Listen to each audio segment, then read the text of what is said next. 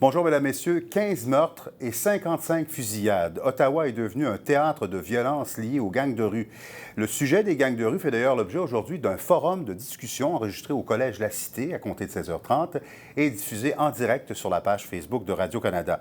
On en parle avec Marika Bellavance, qui est à la cafétéria du Collège où va se dérouler l'émission en question. Alors, Marika, Ottawa bat des records cette année. Oui, effectivement, Daniel, 55 fusillades et 15 meurtres, c'est énorme, surtout que l'année n'est toujours pas terminée. On constate un nombre élevé de gangs de rue cette année, beaucoup plus que les années précédentes. On compterait environ 435 membres et associés de gangs de rue, répartis sur 15 groupes plus ou moins organisés qui se séparent le territoire de la ville d'Ottawa. Évidemment, le nombre de membres varie selon les entrées et sorties de prison.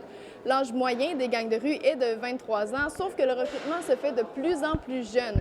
Il n'est pas rare qu'on va voir des jeunes de 12 ans se faire approcher pour commettre des crimes mineurs comme des vols, puisque les activités des gangs de rue passent de vol à trafic de drogue.